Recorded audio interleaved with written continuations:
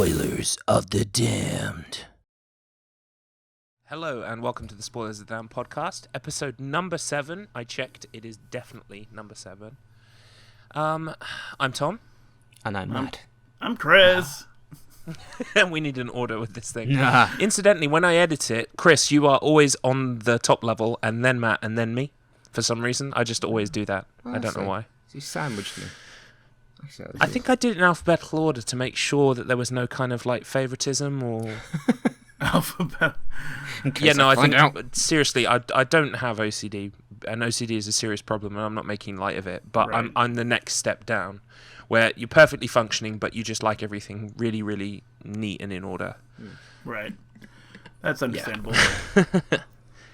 So when you say I'm top, do you mean like I have the loudest voice, or do you mean like you just put me at the top? I mean, like literally, because I edit it in a video editor. You Yeah. are like one of the top layers, and then Matt, and then me. I'm the best. Phrasing. I'm saying that I'm on the top. I'm number one. Yeah. Okay. I'm Well, in the middle. today we are going to be talking about Dead Rising Watchtower. Yeah. The acclaimed, brilliant adaptation of the Dead Rising series into movie format. Yeah, I agree with that. It's yeah. If you haven't seen it yet, I do recommend watching it because there will be spoilers. Yes. However, I gather from social media, Matt, that you didn't enjoy it so much. We'll get into that later. No, I didn't. But, oh dear. I mean, I can see that, but I'm taking it from the context of the video game and what they took element-wise from that into a movie, and so, I mean, I'm not saying like by itself Dead Rising would have been a smash-bang blockbuster, but they did a lot of right things, I think. Yeah. Yeah, I've got some arguments to make about context. I will fight basically. both of you. He's the top, so. Yeah. Yep. I'm alpha. You'll come out on top. How have your weeks been? Because I've got something to talk about. Very tiring. Retiring. Yeah, well, I watched, obviously this is going to, don't record this, but I watched Wrestlemania at my friend's place in Margate last weekend. Mm-hmm. And staying up till 5 o'clock in the morning was fucking horrible. Yeah. Watching 7 hours of wrestling. I gather it was... Did the Undertaker bow out? Yes. For real this time? Yes, he did, and it was probably for the best because the match was kind of really, really sad because it was very uncomfortable watching this old broken man struggle to get through the match. I have all the respect in the world for him; he's one of the greatest of all time, but it was kind of sad and very uncomfortable to watch. Really uncomfortable. He wasn't moving properly. Do you think that is kind of like an actual? That's a factor in what they're trying to create, because I mean, obviously, spoilers. Wrestling is to a large amount staged and practiced. How dare you? I'm actually right. It's real. It's still real to me. Do you think that's kind of like a poetic element that was kind of they sort of had running in there, or is it literally just because he couldn't like do the leaps or something? It might be, but he was at the Royal Rumble in January and he looked terrible there. It's amazing what a year can do. But it might have played into it, but it was still very much for the best. There's no way I can't see any way he's coming back. He left. He did one of the, a few things you don't really see on the WWE TV. Anyways, he basically took most of his costume off and left it in the ring. Went and saw his wife at ringside, and then left, and that was it. That explains the sort of the comic I've seen where he's one where he's entering the ring and then one where he's leaving. That's a really nice little webcomic actually. I really like that. So, yeah, I think I've seen that too as a comic, that he was like walking in with the costume, walking out without the costume. Yeah. But real quick, like he's like 56 or something, right? He's somewhere in the upper 50s. He's about that, yeah. His body is just fucked. Yeah, I mean after like he 27 years of throwing grown-ass men around a ring, even pretend. I mean that's exhausting. That's exhausting. I think he debuted in 92, I think it was. It might have been 91, 92, around about that time. And that was just as the character. He was wrestling for a few years before that as well, like in the 80s. But, I mean, this is a man that, at one point during the late 90s, he had broken ribs, and was wrestling with, I think it was a flak jacket essentially, to keep his ribs all together so he could wrestle, because he always put the industry and the company first before himself. Wow. And, he's tough motherfucker. So yeah, it was sad knowing that was his last match, but seeing the condition that he was in, I was kind of like partially relieved as well. It was sad, but it was also a bit of relief, because like he's done and he should just be able to go off and do his own thing now. Like, he's done his time, He's done his time. He's really done his time. He was a gladiator in the ring, and he's won. Now let him go home. He's killed many men. It's like, just let him go. Let him rest. Yeah, so, you hear a lot of people saying that kind of thing about boxers as well, where they go on for like 1 or 2 matches too many. It gets, and you're just like, oof, oh, don't do that. Why are you doing this? Stop it. Yeah, it was starting to get like that, so I think it's good that they ended it when they did, so it didn't get to just like an old, like Hulk Hogan level where he can't wrestle anymore, but the last time I saw him wrestle a match, he just had to stand there while people ran at him, so he could just hit them. Like, this isn't uncomfortable. But so I stayed up until 5 o'clock in the morning watching that and paid for it, and then actually did do something quite horror themed, although I was supposed to do one other thing, which I'll get to. Watch the finale of The Walking Dead, obviously. Oh yeah, how did you feel about that? I enjoyed it. I think it perfectly encapsulated the 7th season. It was okay. Yeah, and to be honest, not a lot happened until the last kind of bit. So that's kind of like season 7. I feel was like bookended with good things happening, and then the middle was just kind of it dragged a bit. Yeah, it felt like it was the entire season was just building up all-out war, which is I know happened. I've heard happens in the comics, so I know it's from that. But all-out war, which is obviously next season. But for a season finale, it just felt a bit bereft of the action that I think might have been some people might have been expecting. Yeah, perhaps. I mean, I basically from the moment Ezekiel came in, like yelling like "Not on this day," I was like, yeah, okay, I'm happy. I did appreciate Negan making fun of the trash people because they're stupid and I hate them, and they're the worst thing about the show because they're so they are stupid. Quite silly. Like, I did see a good theory that maybe they were a group of tourists from like a Scandinavian country or something, like where English isn't their first language. Like maybe that's why they've got shit broken English. Like no, and everyone's got 70s haircuts as well. Yeah, and it's like no, they haven't got the accents. They just talk like they're from a Mad Max sequel. We're going to talk about the long, long ago. But I like the trash people. I'm sorry, what was that? The trash people. They're these group that Rick's group finds that live. And it's a stupid place to live. They live in a giant trash field, which was projected via horrible green screen in one of the episodes.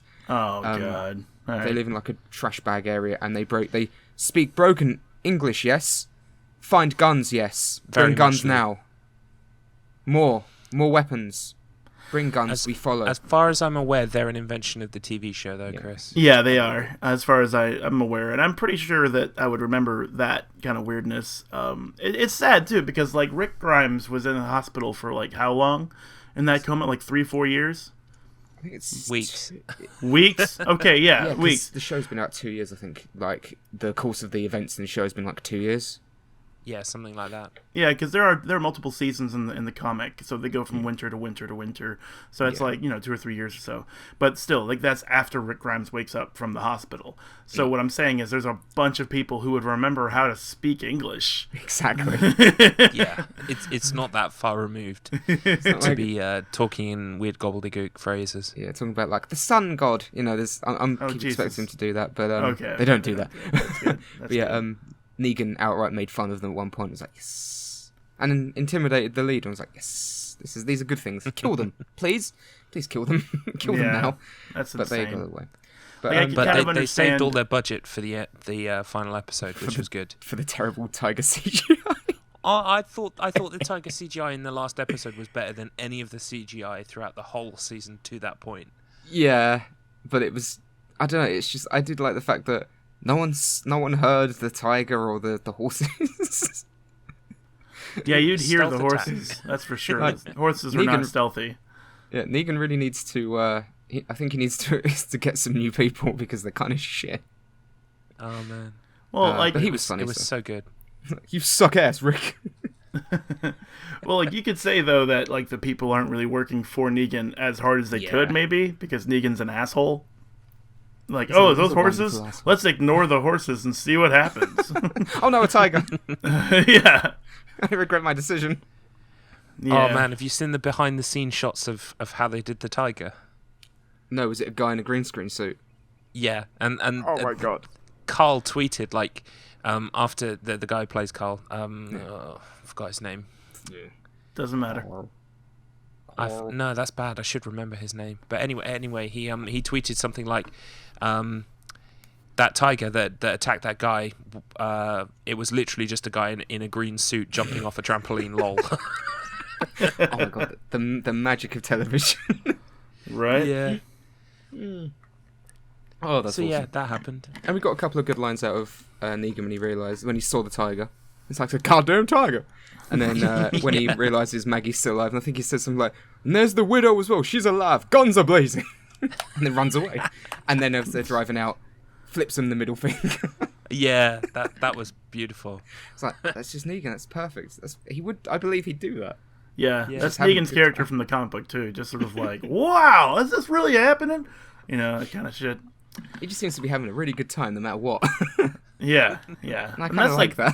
Yeah, that's the idea behind the character, is that it's a guy who found a way to have a good time during the zombie apocalypse. Yeah. You know, And and that's- like and this is beyond the 9 to 5 for him. This is just like, this is paradise. Basically, I can Yeah. do whatever the fuck I want to do, and these Exactly, people and keep that's- screwing it up. Yeah, and that's I think that's scary, and just a psychopath is someone who is just having a good time and is in complete control. Yeah, like he's completely unreasonable. You can't say, "Look, we're the zombies and we're trying to survive," and he's like, "Fuck you! I'm gonna fun." kill all y'all if I want to." You know? Doing things my way. Yeah. Y'all got any women? I mean, Or the wives. But yeah, so I obviously watched that, and then I was supposed to go and see Life, but I wasn't able to arrange a time to see it. So yeah, I've missed my chance. Woo, yay. Yeah. My chance. I heard okay things about it. Yeah, That that's what I it wanted wasn't to say. amazing, but it was okay. But serviceable. That's what I heard. Like, it didn't do anything groundbreaking, but it did it well. I yeah, heard some people saying that they were trying to explain that it could perhaps be some kind of like Venom from Spider-Man prequel or something, which is really reaching. Yeah, I yeah. think That's that a really. I from the mean, it's trailer, not a that's Marvel reaching. movie, so it's reaching as hard as they can. Yeah, it's the same yeah. kind of I don't know why it concept. gained traction in the first place, other than probably just oh my god, you won't Kids. believe what '90s comic is coming back. Yeah. In this bizarre prequel Yeah, thing. it's because people are idiots. That's why. Absolutely. Yeah, that's what I'm saying. Like, Kids. oh, is it connected? No. You know, it's you not got like that smart. 12-year-olds on there who are like, yeah. "Oh, Venom! That's so cool." But Matt, Chris, What? you won't believe number 7. Number 7 will melt your heart. Yeah, that's the If one I I'm can clicking. melt it better. Yeah, exactly. I'm clicking on that. I'm gonna find out. My So heart it's better still be made of slag at the end of this. But Anyway, so what about the rest of you two? So I've gone on a bit. mine's Okay. quick. I saw Ghost in the Shell. I loved it. All right. I loved it. See that. Yeah, not a horror movie, obviously, but existential horror ties in with it because that's part of the themes of the original comic and anime.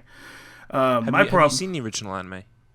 I'm a collector. Okay, cool. I So have, did it kind of stack up for you? Yeah, definitely. I mean, I have the standalone complex DVD sets. I have the movies. I have one or two of the mangas. I'm not like a deep collector because I know I won't consume all of the media, but I've seen enough to know that this is Ghost in the Shell. Oh, cool. But Okay. that's also the problem because the anime was great. I mean, everyone remembers the anime being really good. Originally, when I first watched the anime as a kid, I fell asleep during it because I didn't understand what the hell I was looking at. But when I grew up and I had better tastes, I realized that Ghost in the Shell was good. I watched Standalone Complex at night before going to work every day. I mean, going to bed before going to work, and I enjoyed Standalone Complex. It just sort of worked with me. I really liked it. Liked the characters like Bato. I wish there was more Saito, Pazu, and Boma, but they never really have a developed side cast in the show. they sort of exist as part of the Section 9 thing. But whatever. The movie itself is just the movie again. That's the problem. It's good, Oh, you know. Okay. And if you Yeah, but it have doesn't never add seen anything. yeah, if you've never seen any Gits before and this is your entry into it, that's perfect. It's great. It's good for that.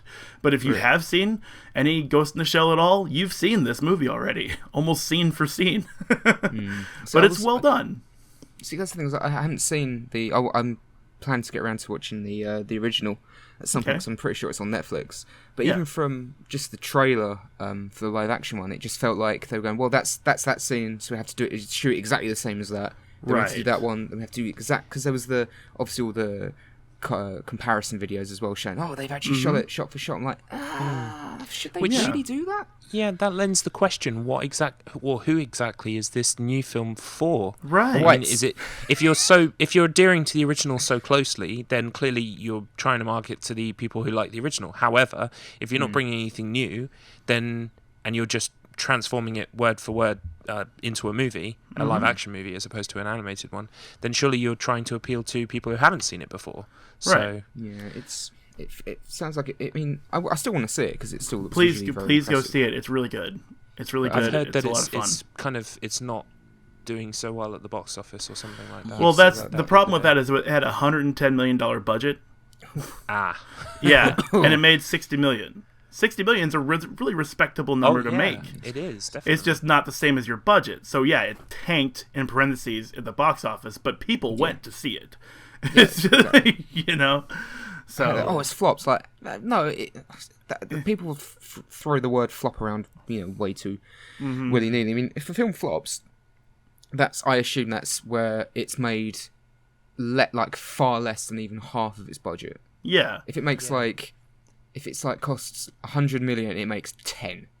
That's a flop. That's a super flop. Yeah. That's an embarrassment. But the thing that this. Sorry to interrupt, but the thing that this reminds me of is Resident Evil 6, and I'll explain why.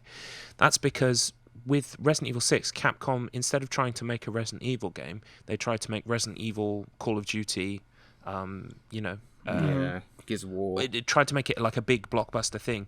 And so quite often I feel that the scope for these kind of things is wrong, and that's what causes it to flop in the first place. Because I mean, like you say, 60 million is amazing. It's really strong from I think I can't remember exactly the numbers, but I'm pretty sure when I looked up It Follows made something like 60, and it was only actually cost however much it did to make. Or was it that it was 2 and 20? But either way, it was the same kind of margins, but in massive, the opposite, in reverse. Right. Yeah. So maybe it's just that, they try to make it.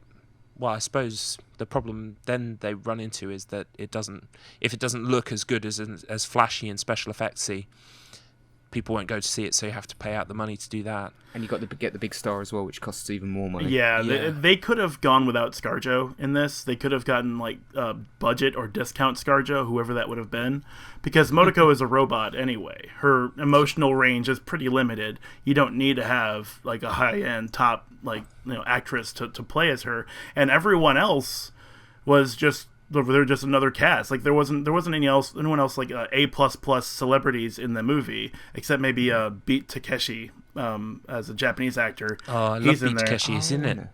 Yeah, he's Aramaki. I know. Cool. Yeah, so that's really cool. I mean, having him was really nice, but at the same time, again, this movie, halfway through it, I'm loving the movie. Peaked positive feelings towards the movie, but even then I'm asking, why did they do this?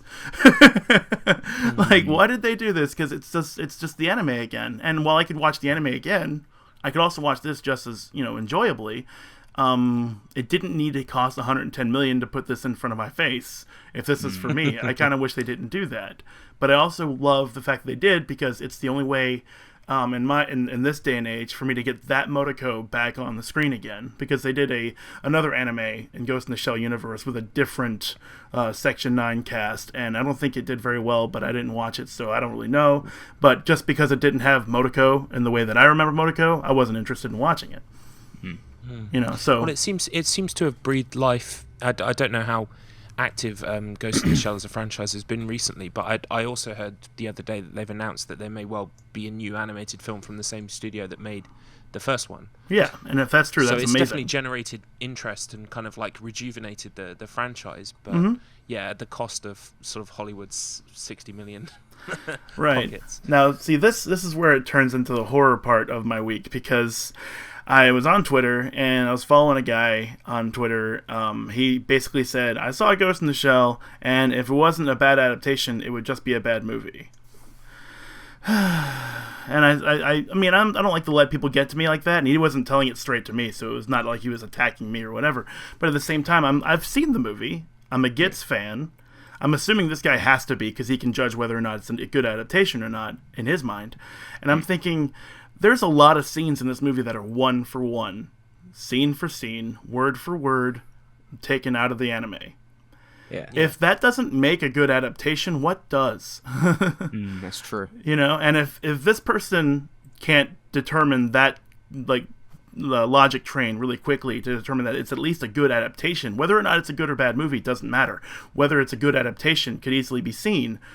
And I started plummeting into the abyss. I'm thinking, well, if this random person on the internet thinks that, then everyone thinks that, and I'm so alone. I don't know how to deal with life anymore. My opinions are invalid. That kind of shit. But no. Oh my god. It's Well, a good that is adaptation. horrific. Yeah, isn't it? It's basically, yeah, I'm falling into the abyss. I don't know how to fucking like things anymore. I'm glad you said that you liked Watchtower, Chris, because when I was seeing Matt's statuses, I was in a similar kind of situation. I was like, but I really like this thing that's been made. I want them to make more of them. It's a nice thing. Yeah. It is good. I'm talking a bit like a trashster there. Oh god, don't do that. Yeah. Don't go that far. Stop it. Don't want to go down that way. No. Oh, well, what I did this week, which was really enjoyable, actually. I think I'm kind of hooked and slightly addicted to this now, and I need to do more. Have you guys ever heard of escape rooms? Yes. I have, yeah. Have you ever been to Nope. one? No, I haven't. I don't go outside. Okay, well, I do recommend them.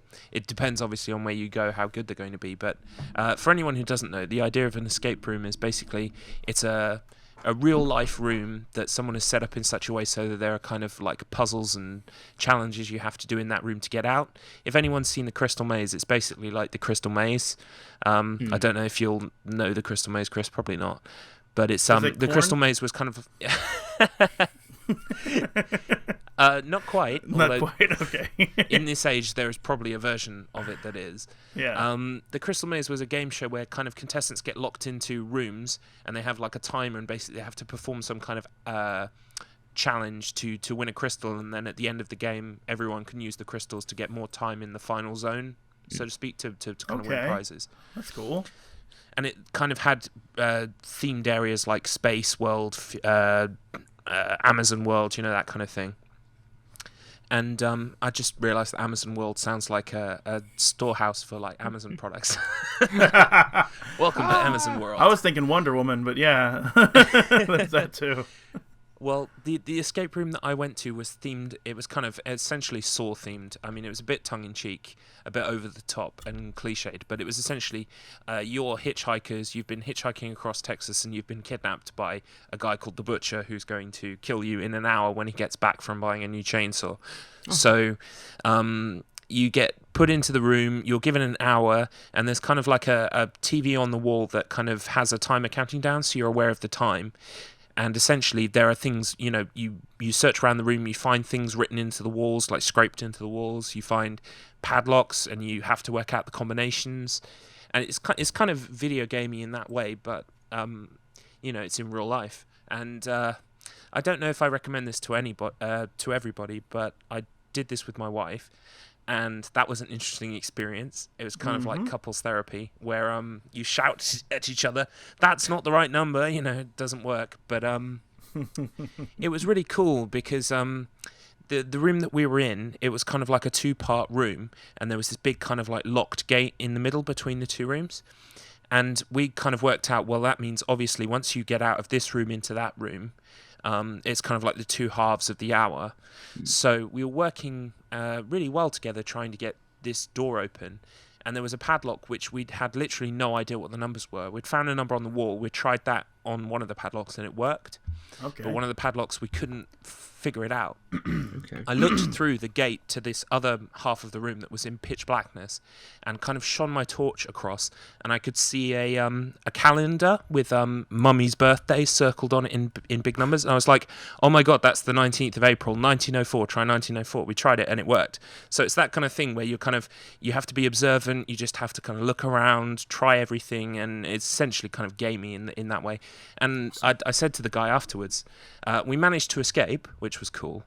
There was a moment where I really didn't think that we were going to, because we unlocked a fridge, and when we opened the fridge, it was a doorway into like a meat locker with hanging like bodies and stuff. And I was like, oh wow. Crap, we are not getting out of here. Yeah. But I was talking to the guy afterwards, and I said, this is giving me major Resident Evil 7 flashbacks. That's exactly what I was just about to say. Yeah. It was kind of like that, and it was great fun. I really recommend it. I mean, we're going to try the other one that place does, which is kind of like I think it's alien themed. It's kind of like aliens are going to invade, and you have to kind of solve something to beat them or save the world. Yeah. And they said they're opening a pirate ship one as well, which I'm not sure what that's going to be like, but it might be fun. So from now on, I'm just going to be searching out escape rooms wherever I go and seeing if there are any kind of good ones, well-recommended ones, and trying them out. It's great fun. I might have to look into that. Yeah, I've heard a friend of mine, he went through one, and when I hear the story, I'm like, that sounds like it'd be fun, but it also sounds like it would be a disaster with the wrong group of people in there. Absolutely. Like, definitely. I mean, what do you have bolted down? You don't need to have. Yeah. I mean, I don't want anyone stealing stuff from the escape room. Hey, I got this from the escape room. And like before anyone says no one will steal something from the escape room. Someone would. I had a friend who just like took the squeegee out of a gas station after like wiping down his windows on his car. He just threw it in his car and drove off like it's his now. It's like, come on now. People were gonna steal shit. I mean, everything in here has to be. They're my prizes. Yeah, they all want prizes, souvenirs. You know, like they're gonna have to bolt everything down. No sharp edges, padded walls, because you don't want anyone hurting themselves in there because they're not supervised correctly. Someone's going to exploit the shit out of this, and it's a sad thing. But I guess it hasn't happened yet, so hurrah. Well, I mean, it depends on the place, but I mean, we were on CCTV the whole time and they were watching. So if they think that you're stuck and you're not really getting anywhere, they'll kind of give you a hint, and the hints have kind of different levels of specificity. So basically, the first hint is kind of vague and it's designed to push you in the right direction, but if you still have trouble, then you can... you wait and you'll get another hint and it'll be a bit more specific. The problem we had is that we'd worked out a code for a lock. We just had a problem with the lock, and there was a door that you could walk out of the entire time. They said, no matter what, if you need to go to the toilet, if you need help, whatever, you can always exit the room through this door. Okay. So Keenan went out and said, look, we know the code is this code. We're trying it on the lock. It doesn't work. Guy came in, did it for us, and then we carried on as usual, like before it happened. Okay. And it was fine. So yeah, okay, that's not bad. As long as they're not so like... they're probably... In watching, they're probably hopefully watching for people who kind of go, oh, prizes. Yeah, I hope. I'll have that. I need a padlock. I need a padlock. Oh, so you should have taken it. Then you wouldn't have had to order one from Amazon. Yeah, there you go. go. Dude, spoilers. I was ordering a padlock before we started recording this episode. Okay. I've ruined the mystery. No, it's funny how that's worked out. Wow. But yeah, so long as it's not so hardcore edged that they still allow you to exit the room if you need to. Because that was my other concern. Like, if you brought... Okay, I'm pretty sure this is going to happen. Someone's going to bring their baby to the escape room. Oh, they had a blanket rule of you have to be 10 years old or above to play. Oh. So God. Okay, that's good. That's good. You mean I can't bring my baby in here? Like, you know? I want to leave him in the meat locker. Yeah, I want to leave him for you. It's your responsibility now. I should give it to the butcher and he will let me leave. I'm going to leave you a souvenir. I'll take that and I'll leave that. Yeah. It's the same weight. They won't notice the difference. It's the law of equivalent exchange. Exactly. What if someone went in there and just like drew out an actual alchemical circle and left their baby and then fucking left? That shall not be touched. Yeah. Well, in this instance, it would be just set dressing because it would have fitted in perfectly with the kind of the aesthetic they were going for. Yeah. The creepiness. Yeah. The creepiness. I don't have a fun segue to go into Dead Rising, and that's my segue to go into Dead Rising. Nice. That's a hell of a segue. Oh, I can't use that one more than once. That sucks. Okay.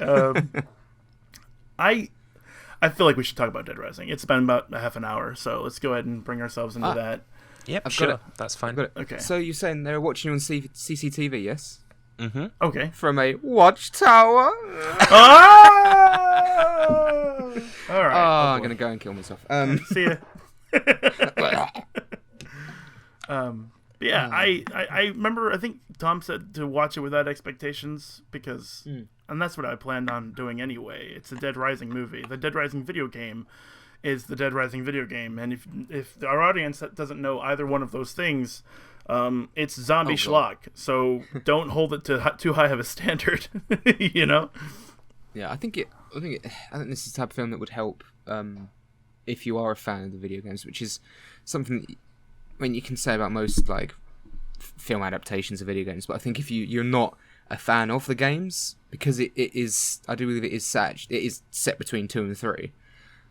So there's that going for it. And I think if you have no idea what's going on, you might be a little lost in some areas. But Oh, definitely, yeah. I feel like it's I like the fact that they decided to make something that kind of fits into that universe without actually making it compulsory. yeah, Yeah. oh yeah. I haven't played Dead Rising 3 myself yet, but I'm imagining there are plot elements in that may well have featured in the movie. You know what? Maybe. I haven't played Dead Rising 3 Yeah, either. I would need to. That's because I didn't have an check that out. X-Bone. There is. Oh, there is? The yeah, obviously spoilers, but you know the chips that they place at the there end. you go. That Yeah. is, it's been a while since I played the third one. I'm certain that's a thing in Dead Rising 3. Oh, that There's makes no more, sense. like Zombrex or anything. So That figures.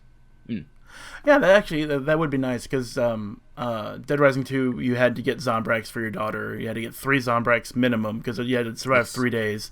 So that was like sort of a side quest while you're running around trying to save people, trying to kill these psychopaths. And yeah, is that a goddamn tiger? Is in the game, you know.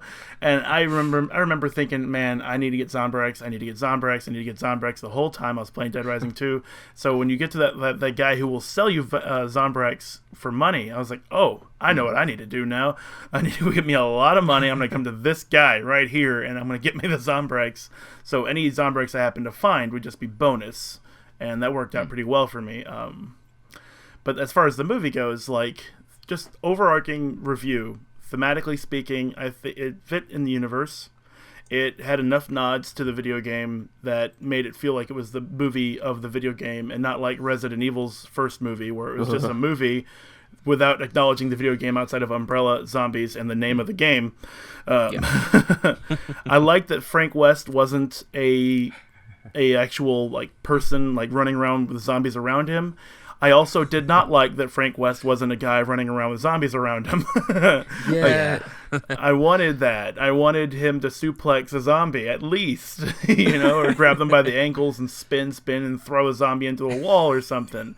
But saying that, they still had the over-the-top action. It was just with a different guy and a different girl and a different person, like group surviving a zombie apocalypse, and they were consistent. They held to that theme from beginning all the way to end. So like when the very beginning of the movie starts, you see Chase Carver, I think his name is Chase something or other. He's being chased by zombies. And he's like picking stuff up and throwing them at zombies the way Frank West would. Like you grab a thing like a toaster, you throw it at a zombie's head, and you're like, "Oh shit! Okay, I need another toaster or something to throw at the zombie." And it's fun. I'm like, okay, cool. Yeah, this is exactly what the game is like. You just moving around trying to get the zombies off of you. I was hooked immediately. I was like, this is the game. Now, if you didn't know it was the game, I don't know if you would really get involved with it too much. It doesn't follow the zombie rules. Like headshots don't seem to matter too much. yeah, it's weird. Yeah, isn't it? and they have a weird level of sentience as well. Yes. That kind of is very movie logic. Kind of. But only seemed to be like about 3 of them in the whole film. The the police officer, the clown. The clown in particular was the one that really really weird in the sense that it had a form of sentience because it stops when he holds the gun to its face. That yeah. I was like, that's odd. Yeah, that should not happen. It shouldn't fear for its life. That's definitely true. Yeah, I was like, that's strange. But yeah, I agree with that. The beginning, I really like the beginning because it like condenses everything that's Dead Rising almost into like one short little bit. Mm-hmm. He's even wearing the Certbot shirt. He's even wearing the Certbot shirt, so it's like, that's definitely it. It's made by Capcom. You can see Capcom right there, and the zombies are there.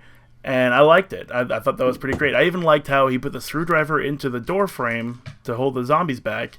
But realistically, if you just jiggle that door enough, the screwdriver would have fallen out. Because it's a loose hole. It's not designed for a screwdriver to hold it. So I was like, okay, that's cool. They didn't just like do something over the top or silly. They made it seem like a real progression of zombie advancement. Yeah, and I would say that I think sometimes it's quite cheap for a movie to use a thing that it's then going to repeat again later. But I feel like in this case, because there was such a kind of a slow start after that, I think they realised that we kind of just need to throw some quick wacky action right at the start to make people aware that we are going to get to that stuff eventually. Yeah. Right. And that's true. Like I don't usually like it when because that scene we're talking about is used in like the middle of the movie because he eventually does that scene again. I don't usually like that, but two things I liked about it, and that the repeat scene was edited to be shorter and more much shorter, much shorter, quicker, because you've already seen it, but they give you the highlights, and they have that clown zombie get hit in the face with a van. And his head gets ripped off in the van's grill. That was amazing. That is so Dead Rising. I loved that. I was like, they're doing this shit right here. Yeah, to be fair, that was a moment I really enjoyed. It's like, that's so gloriously over the top and stupid. I love it. Yeah, and it's still there for the rest of the movie. Because not only is it his head stuck in the grill, but it's also the red clown nose on the end of the clown van. Yeah, it is, isn't it? Yeah. I just realised. To be fair, I also just realized that. Just now when I said it. I was like, oh shit, this is perfect. So, they really know what they're doing visually with this movie. That's basically what I'm trying to say. Like, the plot it doesn't matter. The plot never mattered. When I went into watching this movie, the plot was not going to be a concern, but I did like that it still followed the uncovering the truth behind the zombie incident themes of Dead Rising 1 and 2. Yeah, the countdown was there. They had 2 days, and it was the day after they stayed in the pawn shop, so there was 3 days, which is the length of time of the Dead Rising games. I was like, that's cool. These are very subtle nods to the game's mechanics that are in the movie, and they put it together really well. I mean, overall, I didn't enjoy the film that much, but I do agree with your points, and also I appreciate that they tried to stick to it. I think as much as they really could, without just making essentially like a let's play. Yeah, I think the major problem I had is it's too long. It is quite long, isn't it? 2 hours. Rewatching it this time, I became aware of the fact that it was 2 hours. Where before, I think maybe when I watched it the first time, I wasn't so drawn to that fact. Yeah, I mean, I've got no problem with films being 2-3 hours long. Some of my favourite films are long as shit, but I think the story that they were telling, and the way they were telling, obviously because it's not a very high budget movie, so I feel like it really didn't need to be stretched out to 2 hours. They could have cut some stuff from it and maybe yeah, I think that's fair. Shut it down a bit. I do think the best thing in the film is Frank West, because every time it cut back to the new studio, he always made me laugh. Yeah, and I think again that's a kind of it's knowing their audience and knowing that sometimes these kind of like long drawn out parts actually need kind of punctuating with a kind of a gag or or something like that. And so I think that the fact that they kind of like, aside from the fact that I believe it was made and funded by that online streaming service Crackle, apparently. So if you watch it on Crackle, there are a shit ton of commercials in it. I think it would probably have a running time of 3 hours. Oh, God. And so you can kind of, every one of those little news points, you can kind of see that perhaps that was probably roughly where a commercial was. Yeah, because actually thinking about it, because I rented it on Amazon Prime because I want to watch it on my PS4, you know. And so rented it on Amazon Prime, which cost me like 99p, so I can't really complain. And there's a lot of moments where it fades to black, like a television, like a TV show or a made-for-TV film would do. Yeah. And there's a lot of it happens a lot as well. So I know that because I couldn't, maybe it's not available over here on Crackle. But that would get really old really quick, I think, if you're watching a 2-hour movie like that and it's got constant commercial breaks. I think it would ruin it for me. Yeah, I mean, I think it would. Yeah. But I watched it on Crackle, and that does ruin it. Really? Basically, there's like 5-minute commercial breaks every 15 to 20 minutes. Oh, fuck that. And I don't know. I mean, I didn't really notice it so much. I was annoyed, but it was the only way I could watch it for free with a legal, frame of mind. So I just put up with it. That might perhaps be because your TV is like that. You know, we're used to having maybe sort of like 1 5-minute commercial. I was like, how do you know what TV I have? What? How is my webcam on? Yeah. Oh, I don't no. have one. Oh no! I'm sitting here with my waifu pillow, and you guys can see. Oh shit! Because when I hear that people say The Walking Dead runs to an hour, and then I actually watch it, and it's 39 minutes or 40 minutes. Yeah, when you watch it without the ad breaks. That's something we have to put up with a lot, I guess. Commercial breaks. Because when we have, because I was in Dallas last year, and me and my friend, we caught the first episode of the new season of Archer, and we couldn't believe that there were 3 commercial breaks in a show that's like 20 minutes long, and there was a commercial break right at the end, and then when it came back, the show had like 2 minutes left. Because over here, like when we've got like a show that's just, if it's not on the BBC or another network that's similar, if like a show's just half an hour, there's 1 commercial break right in the middle. Yeah. And that usually lasts like about 5-ish minutes, 2 to 5 minutes. Maybe at a push, depending on prime time, but usually I would say it's probably more like 2 or 3. Yeah, so obviously when we went to Dallas and we were watching TV there, it was a bit of a shock when we realised there were so many commercial breaks. Like, yeah. Jesus Christ. Yeah, I see what you mean when you say my TV is like that. That's for sure. When I was in the Philippines... Yeah, sorry. I didn't mean like, you people. Your TV did this. Yeah. Your people and your TV. When I was in the Philippines, I was watching a bunch of TV there in the hotel, and I was like seeing commercials, but it was commercials for shows that would be on the station that we were watching, which makes sense. And I was like, wait a second, I haven't seen a single TV commercial in hours. And I looked at Rissa, I was like, you guys don't have commercials here? And she said, we pay for cable. Why would we have commercials? It's depressing, right? Yeah, I was like, oh no. I thought I went to a third world country, but I just went to the first world. Third world, but they do it better. Yeah. What the hell? I thought America was supposed to be the best. Oh my god. So yeah, besides that, I don't really watch like live TV nearly that often. I watch on-demand stuff, but Crackle was the only service that had a non-pay version of Dead Rising.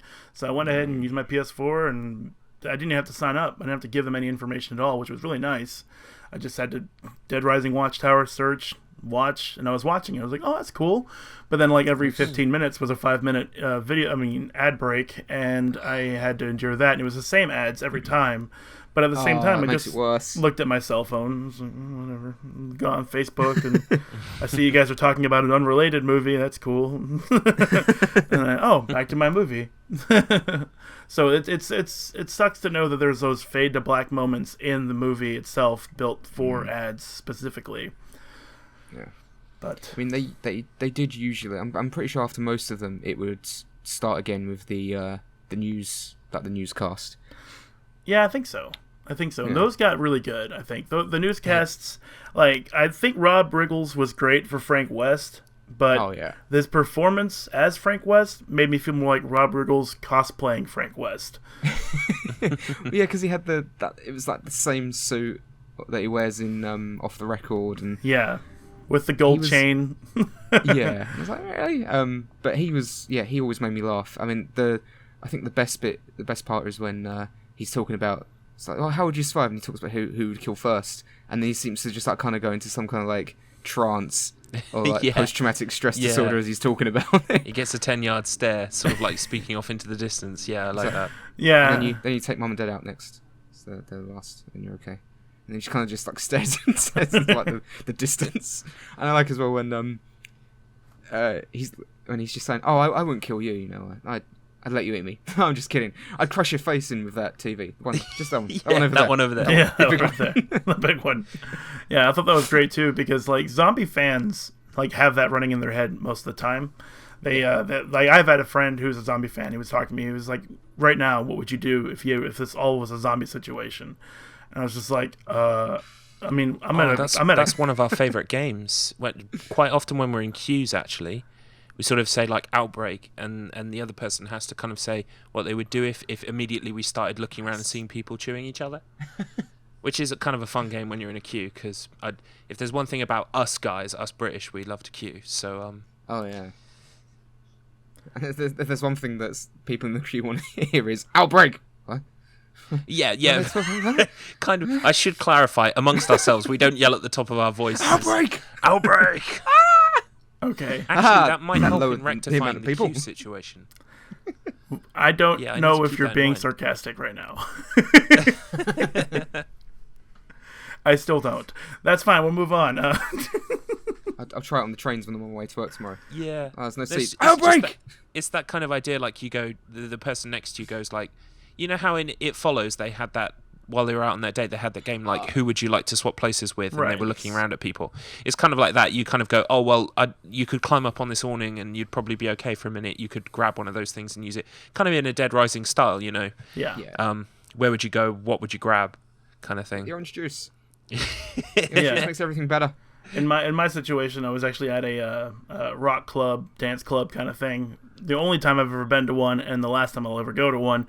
So being surrounded by people, and like my friend was like, you know, if this was a zombie situation, I'm like, we're fucked. Yeah, The only thing I have is we're on the second floor. There's a window right there, and maybe I can like push a lot of them out of the window. I don't know. Just like they run at me and I sort of like gesture them off the place, and then just fall and die. Which is actually one of my favorite parts about the Dead Rising movie. Now that I think about it, during the initial outbreak at the Zombrex Femex from whatever facility, the outbreak people. I can't remember the FISA, yeah.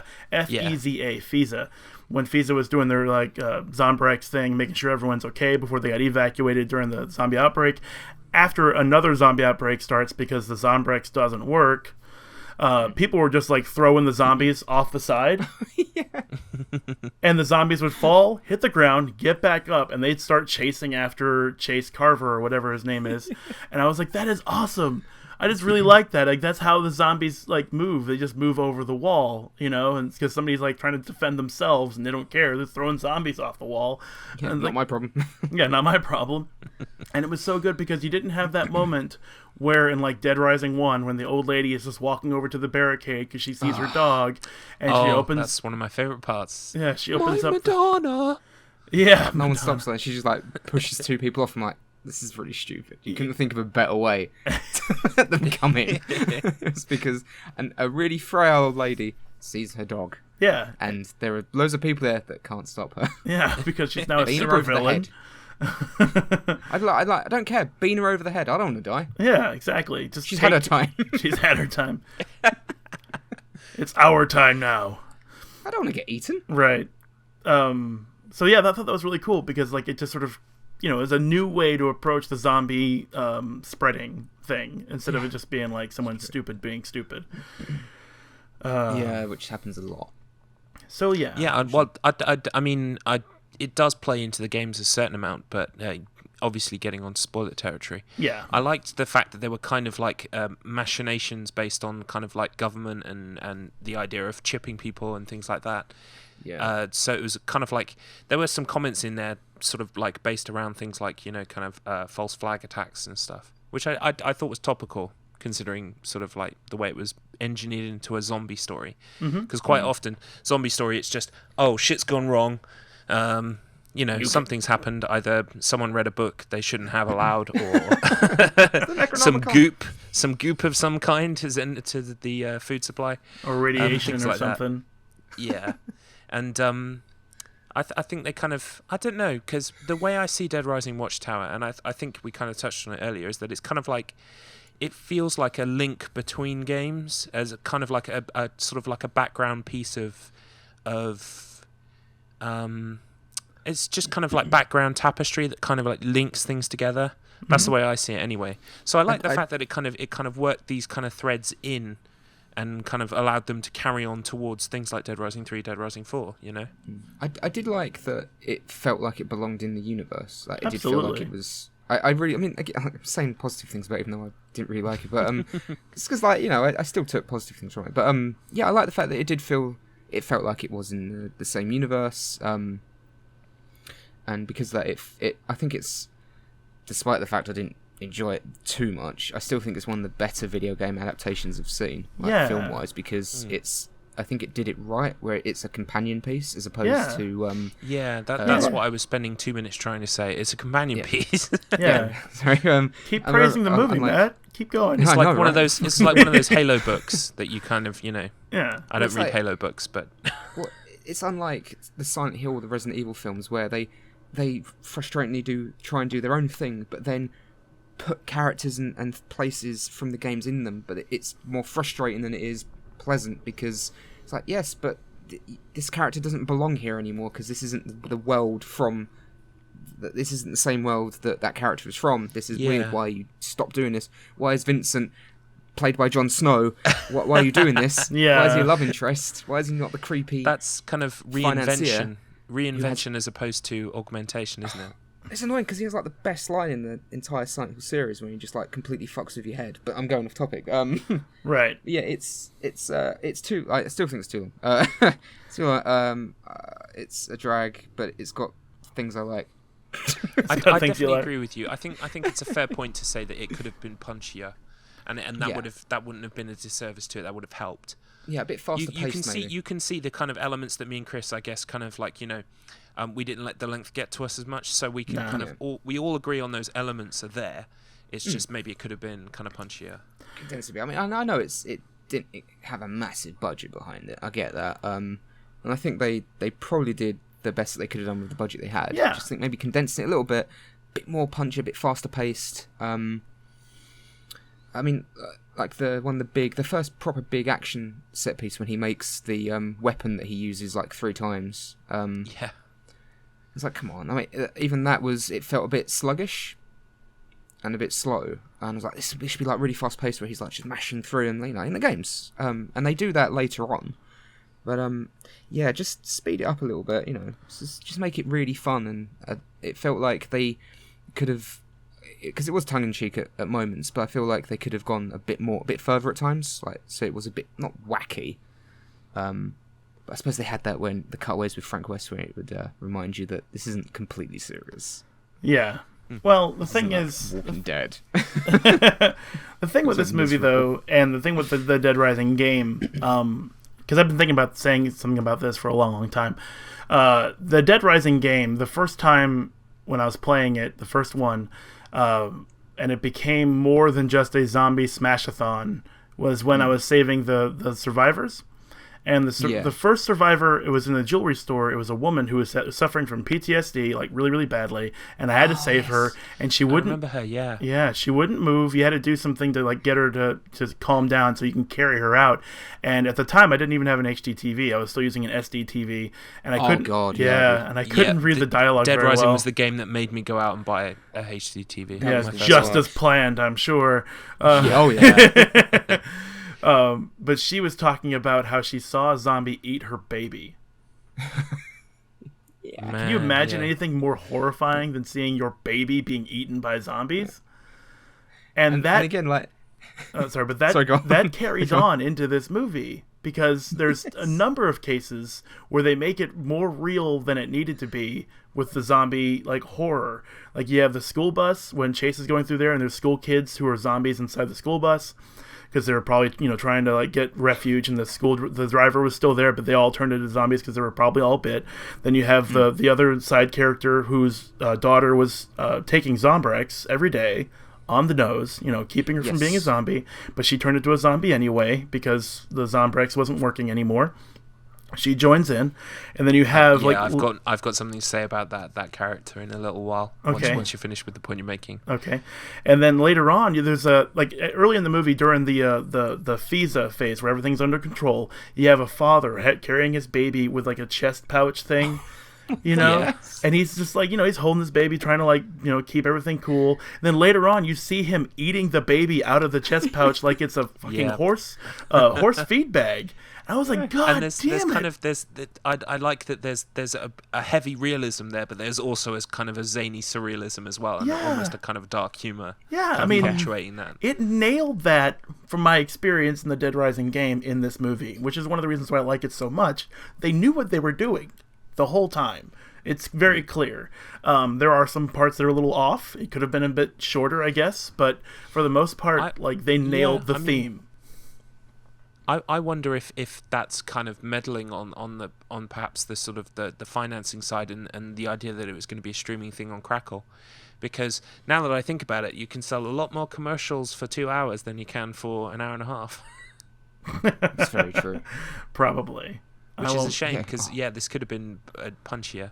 But going back to that lady character, I like how she reminded me a lot of characters in the game because, like you said, there's kind of like a sympathetic kind of nature to the idea that these people have seen horrible things and they're in denial or what have you. But then she also did the really fucking annoying thing of, I'll just open the door for all the zombies. Oh god. So it's kind of like you're simultaneously like you feel for the characters, but you're also going like, "Don't walk into that plant pot!" Ah, yeah. I didn't think of it like that. But I love that scene too. I love that scene when she opens up the zombie thing. I don't love that she did it. I love that when you opened it up, the scene, the actual shot in the camera that was delivered to my eyeballs was really, really good because there was a zombie room that they threw zombies in. Most of them were like young kids though. And one of them was her daughter, who was, long since a zombie. And, she was so creepy in her little ballerina outfit and the way she would contort herself and move towards her mom. And I could see, because her mom had already been suffering PTSD, the female character we were talking about. She believed her daughter was still alive. She never, it never clicked in her head, even though she was sort of functioning. She just couldn't compute it. Yeah, she just didn't compute it. And I can understand that because, again, like that Dead Rising scene when the woman who's having PTSD because she saw her baby getting eaten by zombies. And just take a second to think of what that would sound like. Yeah. That would make me snap. I don't think I would leave the door open. Maybe I would shut the door behind me and just gone to my daughter. But at the same time... if you're doing suicide by zombie, at least be considerate of people who are not suiciding by zombie. It's like, could you maybe not... Well, that does remind me of something that happens in the original Day of the Dead. But it kind of condemns everyone to a slow and painful death. But just thinking about... And also, where else is there a game, besides Dead Rising, where you can have a really dark moment where a survivor is telling you how her daughter was killed and eaten in front of her. What other game can there be where she says that while she's talking to the player character who is wearing nothing but his underpants and a robot head? Yeah, exactly. Yeah. Or children's clothes that don't fit him at all. That's the best. Like, come on, let's go. Or throwing hot dogs at people. Just drinking orange juice. It's terrible. Tell me more. Throwing diamonds, fuck off. Or like diamonds? Like warming up a frying pan to like red hot consistency and melting zombie faces. Oh my god! One thing that kind of puzzled me, I don't know if they were trying to be stylistic at points during the film. There was a lot of moments where randomly they would have like strange POV shots. Yeah, and they also like the idea of sticking a camera to a weapon a lot. Yeah, I didn't like that. That worked in Evil Dead, but it reminded me of like a Dream Theater concert or somewhere, like they put a camera up the guitar so you can see the fingers on the fretboard. Yeah, it's just it's like really that kind of weird. thing over and over. And it would only like it wasn't even like a continuous thing. Like it would happen, not happen for very long, then happen quite a lot, then stop. Yeah, I happen again. remember the last one happened during the assault on the quarantine wall, and Yes. yeah, it just came out of nowhere. It's like, oh, we're still doing that, are we? Okay. He's like, okay, and then and Chase is on the ground, and then suddenly it's a POV shot of from his perspective, the zombies on top of him. Like, this is weird. Why are you doing this? Stop. Yeah, It must be a style thing. Like, it's cool. I think Video game. I think like what they might have been trying to do is that Frank West was a photographer, and there's very often scenes where you play the game and you take a picture of something. Maybe, yeah. You know, and so the POV stuff was supposed to like sort of work with that, since Chase Carver was a journalist, but also you know what I'm trying to say. It doesn't really work, though. I don't agree with it. I wish they didn't do POV shots on the weapons. I also don't agree with a lot of the weapons because, one, they didn't do paddle saws, which if you're going to do these kinds of crazy weapons, do paddle saws. The broom and the machete, I'm like, no, the paddle saws are much, much better. Where's the two fire axes with the two sledgehammers? Where's my favourite weapon? Oh, yeah. I did like the nod, at least towards the end. She came out with twin chainsaws. It wasn't very effective, but No, it was stupid. She was like, aha! He should have come out with the twin chainsaws. Like, when he was taking his jacket off, you could see he's got muscle. Dude's cut, right? So he would have been able... He would have been able to use the two chainsaws way better than she did. Yeah. She's like, aha, this is a bad idea. Yeah. Why do you think this is a good Yeah, idea? the bad idea is struggled here, with everyone. Now I'm at a disadvantage. I'm encumbered. I'm over encumbered. Yeah, way over encumbered. And that's the only thing. It's like, I gave it a pass because it's Dead Rising, the movie. Yeah. You know, because you have the paddle saws in the game. You have a lawnmower strapped to a wheelchair that you then funnel zombies into in the video game. None of that stuff would really work, but it's for fun. Yeah. So I just gave it all a pass. But I really wish that, if nothing else, they could have done paddle saws or something with the chainsaw than her just coming out with two chainsaws, one in each hand. And her first swing is just like, oops. It's like, oh, this is a weird action scene. But yeah, I was really expecting like something right at the end where, because Chase is kind of a shit hero, and I think that's the point. He's basically Frank West light, but I think that's the point. But I was expecting a bit right at the end where he would have something like the paddle saw, or even when he had the bike, I was expecting him to have the two chainsaws on either side. Either side of the bike. And I was like, this is going to be the scene where he rescues either her or like she's on the back with him, and he's like, drive through him, and it's going to be like this big stupid cutting through all the zombies, and it's going to be really funny. And they never went that far, and I think that's what I mean by when I say like they didn't go far enough in a few places, like in terms of the fact that it was Dead Rising. They could have, in terms of the weapons at times, they could have gone a bit wackier with the moan of zombies. I think one section I definitely agree with you is I think they were okay, but I felt like the psychopaths were actually a bit toned back compared to how they kind of appear in the game. Thankfully. Yeah, it's weird because when you first see him, there's quite a few of them. Yeah. And then then you only see he kills one, and then there's the one guy with the ponytail who just runs away. Yeah. Wisely. There's the guy. Yeah, well, very wisely. And then you only see like two of them again. I think that's about it, which was weird. I thought it'd be a bit where he like goes through killing them all. I think there was only 5 in the first place though, because he kills one runs away. The other guy is the main guy from Epic Mealtime. He's in there. It's him. No, you're right now. Yeah. You're right. I checked it. I checked. One of them gets bitten. Yeah. One of them gets bitten on the neck and then shot. Yeah. But not shot in the head, which was, that would all but assure transformation. Right. It's like, haha! Oh shit. So there's that guy, and he had the motorcycle that Chase gets later, and then there's the guy who was playing Dead Rising 3 on like several TVs at once. Which has huge ramifications for the story universe. Yeah, that's always the cardinal sin for me in any video game movie. It's like, they're playing the game. Fuck off. Hey, I really want a Sony TV and a Sony camera. So in the Dead Rising universe, do the Dead Rising games exist as a kind of like a playable documentary? It's like actually, the History Channel.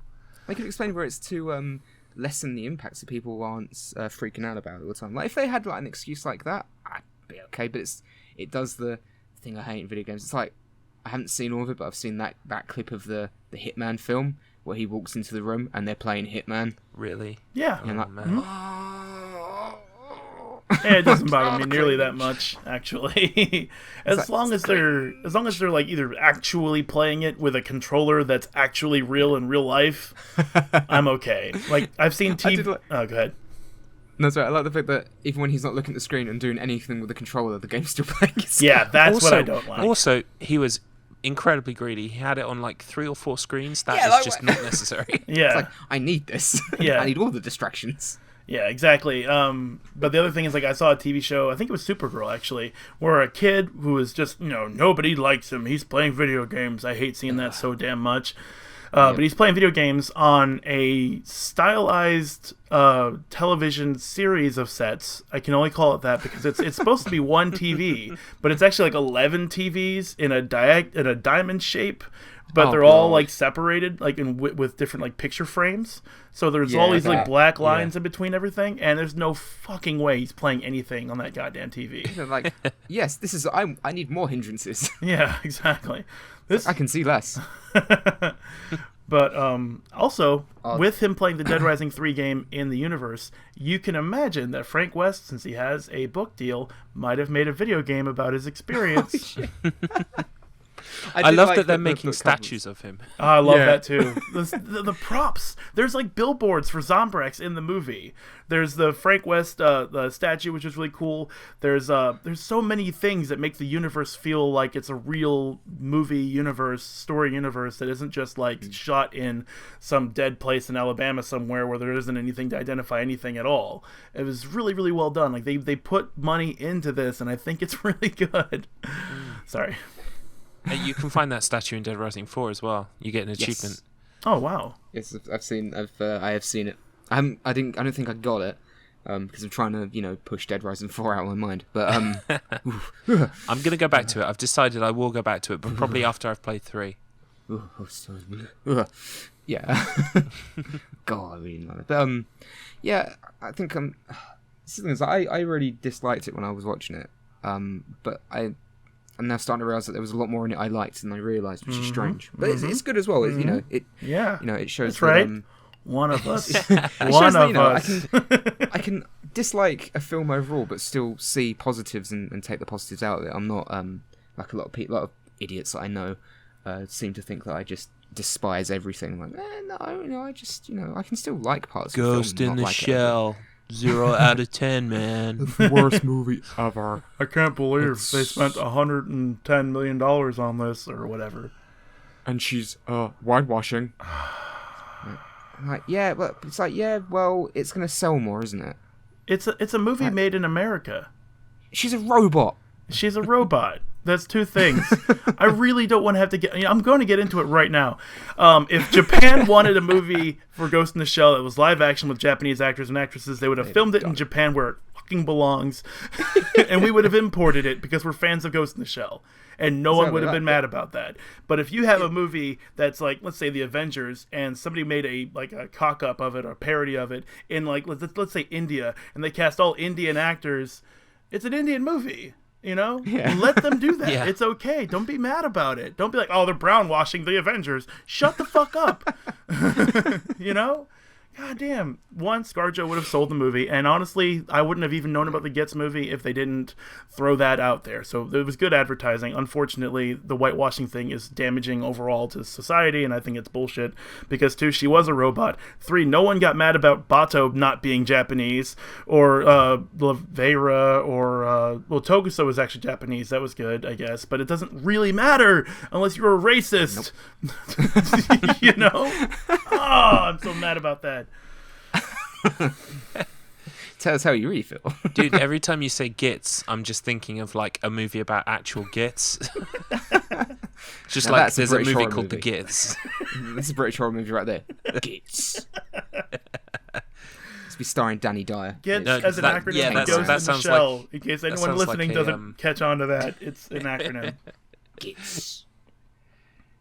That sounds like a what's his name?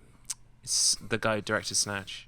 Oh, Guy Ritchie. Yeah, sounds like a movie. Where the Gits? Yeah. Coming soon to a theatre near you, you bastards. You bastards. Starring Vinnie Jones as Git number 1. He's in all of those movies too. Yeah, he is. Right. So Dead Rising. Yeah, we were talking about Dead Rising. Yes. Where I went on a tangent. But something I will say, and it is a bit clickbaity, but I'm glad that we watched Dead Rising Watchtower, because I think you guys will, both Chris who liked it and Matt who didn't, I think you will both dig Dead Rising Endgame even more. Really? The reason why I wanted you to watch Watchtower is so that you could watch Endgame. Yeah, and we won't do it next episode, but maybe in 10 episodes we'll do it, because it's got Billy Zane in it, who is this just amazing. He's in it for 10 minutes, and it's the most amazing scene that I just love it so much. And everything that you liked in this one is kind of turned up. And also, I don't know if it was made for a streaming service or not, but I don't know. I don't remember it being as long as this one. So, it was released on Crackle as well. Yeah, it doesn't surprise me. They probably had some kind of deal to carry on with the kind of the IP. Oh, good. It's 96 minutes. Ah, there you go. Is the first one really Damn 2 it, hours? Like 120 minutes? Yeah. Yeah, Yeah, it is. Because I was watching it without commercial breaks. Wow. Yeah, it's a solid 2. 1 hour 58 minutes, but it's basically 2 hours. 2 hour slogs. So that's strange that the sequel would actually be shorter. It's usually the other way around, isn't it? Cool. I'll give that a watch. We can save it for another. Definitely, another we week at will some point. cover it at some point. I think next time I have to choose a movie, I'll just go ahead and choose Endgame. Okay. Yeah. I mean, I want to see it. I'll probably see it tonight. So it's already on the queue. It's great fun. And I mean, I don't know. I think even though someone could argue the characters like Chase are Frank West light, and that's a credible thing to say. I don't know. I feel like by the second movie, I'd really warmed to him as a character. So it kind of, because he has survived the events of Watchtower, by the time you get to Endgame, he is a bit more seasoned. He is a bit, he's not wisecracking every 5 seconds like Frank West, but he's, he's a bit more seasoned. So yeah, Well, I think, he has a bit more of a personality. I think that is one of the points of Watchtower, is that I think he is supposed to be Frank West like, because he wants to be Frank West. Yeah, That's part of his character. I get that from his character, that he's kind of. I love that. It like was him. cheesy, but I love that little bit where he kind of, Frank pointed to the camera and said like, "Good job, keep doing it," and he kind of like smirks marks on the out. phone. Yeah. Yeah. Yeah, he's like, yay. Yeah. Senpai noticed me. Yeah. Another thing pretty I much. liked about Chase's character is that his real name wasn't Chase. It was like Carl Krabowski or Chris Krabowski or something like that. And I think that worked out really well, because his partner, Jordan, was telling him not to tell anyone who he was when he got to the quarantine wall. And that sets up perfectly for him to get to the quarantine wall. And just by accident, like his the friend, I can't remember her name at all, the one who actually had to take Zombrex. Oh, Crystal. Yeah, Crystal, thank you. Crystal. She ended up calling him Krabowski in front of the doctor, which is fine, because the doctor doesn't know who a Krabowski is. Yeah. You know what I'm saying? And then it let him slip completely unnoticed past the quarantine wall. And it was like well-written dialogue, if you ask me. It's like well-written cause and effect, planned out dialogue. Or it could have been an accident. Maybe it wasn't on purpose, but I like that kind of stuff when I see it in movies. Oh, another thing I will say about Endgame actually is it is, although again it feels like a kind of a tapestry piece that kind of links between maybe perhaps Dead Rising 3 and Dead Rising 4, it is definitely a sequel to Watchtower. So events, characters, everything kind of has weight and carries on into the next one. Nothing is really kind of forgotten. So I think you'll like that, as well as that there is a kind of a continuity here. That's cool. And I kind of got that ruined for me a little bit, because I looked up IMDb for the character Jordan to find out who her actress was, and I didn't know if she had like a car accident or if she had something like that, because her face looked like plastic. Like her face. Jordan. Jordan. The lady reporter with the the camera. lady reporter with Chase. Yeah, because like there's She always looks kind of like a bit kind of like a sex doll. perplexed. Yeah. lips parted just so all the time, completely smoothed out skin. Like, I thought that she was either had a lot of Botox or something, and I don't know why I'm even interested in finding that information out. I just didn't know. It's like, is that natural? Somebody, I know she's Canadian. I don't know if that's what they look like over there. Yeah, that's it. That's what happens. All Canadian people. Gets to a certain age. It's just one of those things. It's one of those things, right?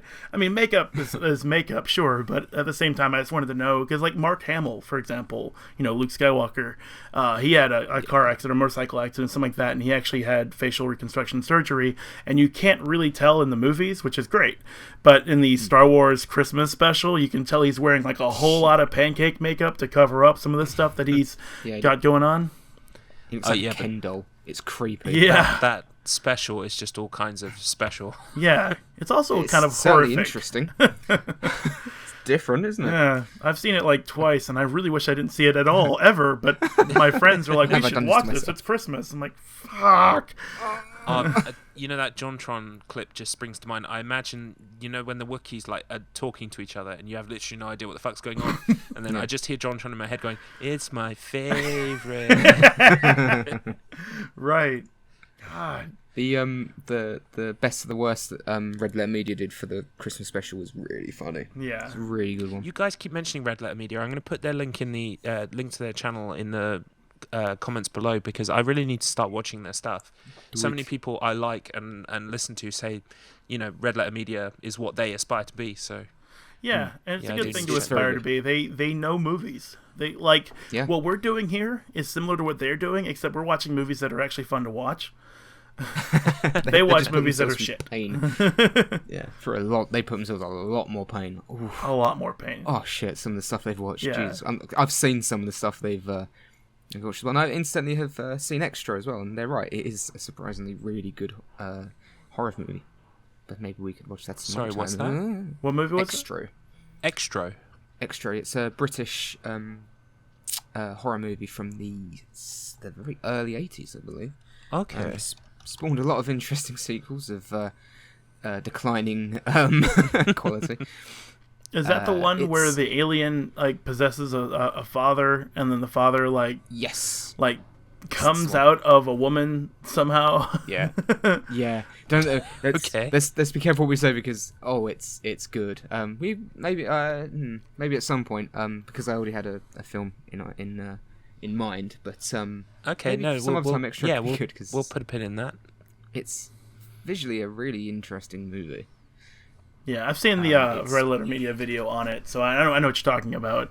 And they did seem to really like it. It doesn't seem like my cup of tea exactly, but at the same time, I can appreciate movies a bit better now. So it's got a cult following, and for a reason, because I think it's enjoyable. It's not perfect, but it's got a lot of interesting ideas, and some the visuals. It's very surreal at times. So, and I really dig that shit. Cool. But anyway, I'm getting way off focus. Yeah. Well, I think we're plugging someone else. Done with Dead Rising now, are we? I think I've said about everything. Oh, actually, no. I did want to talk about the main villain. Okay. Oh shit! I forgot about you mean the main Tony psychopath, or do you mean the kind of the hidden villain? No, the main psychopath. The hidden villain wasn't very interesting. It was very not predictable in a bad way, but I've played Dead Rising. I know where this is going. It's like shock horror, the military. Yeah, it's not. It's always the military. Yeah. But the villain, the biker gang leader guy with the sword that was cool until Crystal added a shovel to it for no reason. Yeah, I'm like that would make it less useful and effective. Yeah, and you would know as a LARPer, that shit would not work at all. It would be so heavy to have a shovel just duct taped to your katana sword. Yeah, it would be really unwieldy and it would not be very effective at all. Yeah. This is a bad idea. Unless you like cut off the spade part of the shovel and just use it like a spear. Yeah, exactly. Just bonk him on the head or something. I don't know, but yeah, that was weird. But I'm gonna just duct tape this on. He just immediately gets rid of it. It's like fuck that. Yeah, but that's stupid. So yeah, the main guy though. Two things. One, I appreciate that he found them and then left with a gun to his head and didn't get the gang to go in there and root them out, because he had all the time in the world. That was cool. Good character development right there. Two, he didn't choose to rape the other lady survivor which is like the one on the car, yeah. Yeah, which was a go-to like villain mechanic in many movies. Oh, bring the girl, you know, that kind of stuff. Because I mean, violence, I guess, is his own thing, and that's good. More good character development, also good movie development. 3, when Crystal tries to seduce him later on, he still refuses her, which is awesome because he knows what the fuck's up. He's probably had this happen to him before. He's like, you think I'm fucking stupid? Yeah, right? That was so good. But also, number 4, I guess the last on my just impromptu list here, is that I believe him. Like, when he gives his backstory, it's really quick, that he used to be a 9-to-5er, like me. Well, I don't work 9 to 5, but the idea is you have a full-time job, and you just make money, and you do the same thing every day, all day long, and then, like, the zombie outbreak frees you. Then, yeah, why would he want to go back to the way things were? In fact, why not just Don't they say something like he came in from the outside? Yeah. Like he was one of the few people who came in from the outside, yeah. Yeah, him and his biker gang decided to just go be free with the zombies. Brother Z. I love that he called it Brother Z. That was so cool. Like, it's his friend. That's such a great way to look at the zombie thing. For him, as a psychopath in the Dead Rising universe, he was very believable. Yeah, no, I didn't have a problem with it. I just feel like, he was kind of reasonable, and the ones in the games are just kind of, you know, pants on head, shit crazy. Pants on head. I got some mail to deliver. Oh my god. Yeah. Clean up on aisle 5. Like, I think I've mentioned that this. guy's eyes bulging out of his skull. Dead Rising 1. Yeah. I think I mentioned this before in another podcast, but like in Dead Rising 2 with the lounge singer, where she's like, I need you to spruce up the stage. Go get me something to decorate the stage with. And she marks your map somehow. And you have to go to the other side of Fortune City to get a plant and bring it over and put it on the stage because she asks you to, or she'll blow up the area with all the hostages in it. I picked up a rope stanchion and smashed her face in instead. I was just like, I am not doing this shit. Because I don't... your explosives, bitch. Yeah, I don't know what's going to happen between where I'm standing and where I'm going and when I come back, because sometimes you're just going to take a shortcut through the casino and, oh my god, a magician and a tiger are going to kill you and everyone you know. Exactly. Oh, that's the worst. We've got like 3 or 4 survivors. Like, cool, I'm just going to go. No. No, why is there a cutscene? No, I've got like 3 or 4. I didn't bring anything but this machete. Machete and 7... I gave them the guns. Machete and 7 gallons of orange juice to fight this tiger with. Oh, God. Oh, man. So, yeah, I really liked the villain. I thought he was very believable. I thought he was very reasonable. He wasn't out of his damn mind. But at the same time, he belonged in the movie universe of Dead Rising, where you can't really have crazy pants-on-head people, because the only reason that they're even scary in the game is that they have 1,000,000 hit points for some fucking reason. Guns. Yeah, guns don't do anything. Guns Guns don't do anything to the psychos in Dead Rising the game. You have to use like garden shears. You have to use like an axe. You have to use the fire axe on a sledgehammer to really deal the damage. Instead, I think that's how I beat the final boss. Yeah. With that weapon, I just like twatted him around the head with it a few times. Bonk, dead. Like, I think in Dead Rising 2, the final boss is on like a tiered stage. So I would just like grab things and I would just throw them at him. I wouldn't go up there to fucking fight him. I would just throw what I found on the ground at him, and then I'd go on the other side of the stage, pick that back up, throw it at him again. Like, fuck this guy. I'm not going to go up there and fist fight like a general in the army or whatever the hell it was. Chuck Green ain't got time for this shit. Hell no. I find Zombrex for my daughter. That's the one thing. That's the one thing that they really didn't add to the movie, and it's okay. It's okay. The bees, the bugs in Dead Rising 1 and 2, the reason for the zombification. I guess it's really important to bring this up. Like, they have these weird bees that'll like possess your mind and allow you, or not allow you, but they'll control you to do things you don't want to do, and that's sort of how the zombies work in the game. But in this movie, they don't ever mention that. There's never like a queen bee you can smash to kill a bunch of zombies around you, which would have been awesome in a movie. Yeah, I didn't think. Yeah, and their eyes weren't red at night as well. That would have been cool. Oh yeah, that'd been a really cool visual. Visually, would have been great. Yeah, they didn't do that. Wow. Strange. But outside of that one thing, which I can completely forgive them for, it's a really good video game to movie adaptation, I think. Yeah, and I think especially because it's not an adaptation, it's more kind of like a just a side piece. Oh yeah, companion piece, like you said earlier. Yeah. It's not really supposed to take Dead Rising 1 and turn it into a movie. It's Dead Rising somewhere else. Yeah, because bringing it back to that Ghost in the Shell discussion, when you were mentioning about how they were recreating it shot for shot, that reminded me of bits of the Silent Hill movie, and so it's kind of weird. You can both applaud that and say that's good because it adheres to this, the content it came from, and also it's a negative. It can be a negative thing. So it can literally, depending on how you approach it, whether it's a good thing or a bad thing to do that. So I think the reason why Dead Rising Watchtower works for me so much is because it doesn't try to do that. It just tries to fit in somewhere kind of like neatly on the side. It never feels like it's elbowing you in the side like those other big budget adaptations like the Silent Hill and Resident Evil film ones. Because it feels more more or less with those ones like going, hey, did you get that? You know that from the game, right? Yeah, hey, the camera angle when she's walking down the alley. Hey, you know that. Oh, by the way, Alice is great. And I hear Alice is great. Have we mentioned Alice is great? Here's a scene in slow motion where Alice is great for a while. Oh god, you mean like in number 5 where she hasn't got any powers but she's still like flipping all over the place? Yep, she's great. Alice is great. Because my wife is fantastic, says Paul W. Sanderson. Isn't my wife great? And then our kid is in the last one because our kid's great as well. We can make more of these shit, man. Really? Is that their actual child playing the Red Queen? Yes, yes it is. I hate everything.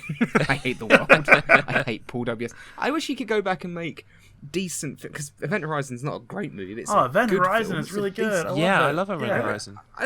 It's so frustrating when I look back at his older work. I'm like, Event Horizon's good. I enjoy it. It's not fantastic, but it's good. It's a good space sci-fi horror film. Some neat visuals and ideas in there as well. I think great influence probably on Dead Space, the people who made Dead Space. Definitely. Yeah. Oh, definitely. And then he made the first Mortal Kombat movie, which for Hollywood, Hollywood like video game adaptations, Mortal Kombat's pretty good. Yeah, I agree with that. Mortal Kombat is a really good video game movie adaptation. They do a lot of right things. They don't do any bad things, really. I know it was really awkward to see Sonya try to do the scissor kick thing when the handstand neck grab with her ankles thing against Kano. You're like, your neck's broken now, Somehow, yeah, I twist it with my ankles because it's safer that way. I don't know. But hey, Mortal Kombat. Bastard. Like look at his older films. I'm like, oh yeah, that's good. Oh no. And he's like, Resident Evil films. And I met my wife, and it all went wrong. Well, I can't believe that they didn't use like Resident Evil nepotism as the title instead of Extinction or Apocalypse or Revelations or. Oh god. Yeah. Oh, those movies. I remember seeing Apocalypse at the cinema. Did you? I've never seen any of them at the cinema. I only saw the second one. Because the first one's a lot older than I remember. It's like it came out like 99, I think. Yeah. First, I bootlegged that one. I bootlegged that one about 20 years ago. 2001, because I was at secondary school. I definitely remember because I was in Slipknot at the time, and Slipknot have a song on the soundtrack. So. Is it My Plague? Yes. And it's like, this has got like nothing to do with it. It's got the word plague. I was prepubescent balls deep in new metal at the time. So was I, man. So was I. Go back and listen to your Korn CDs now, and you're like, what the fuck is he talking about? Oh my god, right? I'm like, what are you doing? I know, like, what are those lyrics? Why was this good? What the fuck, Korn?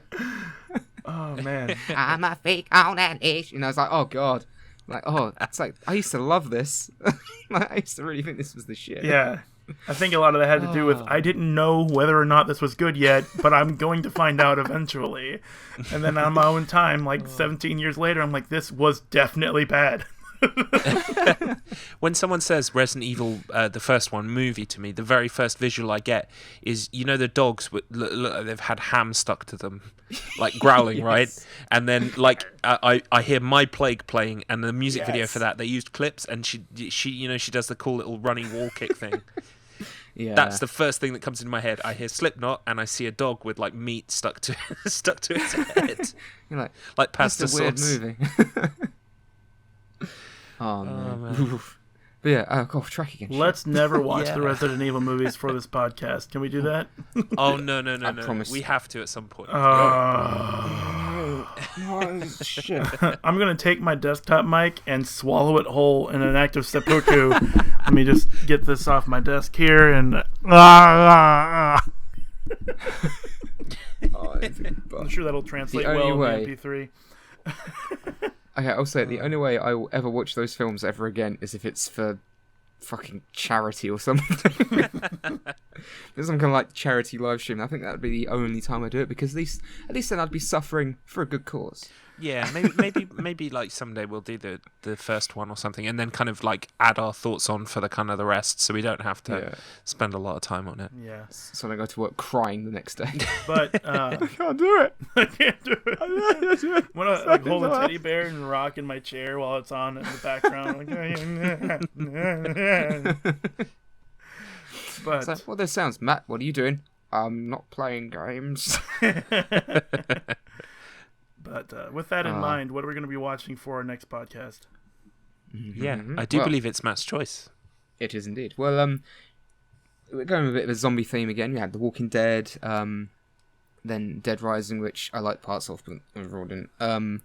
And I thought it'd be a good idea to go back to the 80s to a film I'm very, very fond of, and I have been for a number of years now, even since the first time I saw it, when I was about 10 or 12, and it's got a good cult following, and I think it holds up remarkably well now. It's a horror comedy called The Return of the Living Dead.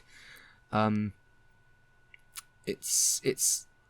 really, really, really like the shit out of this movie. And now I haven't seen it, but is it related at all to the George Romero Dead series, or?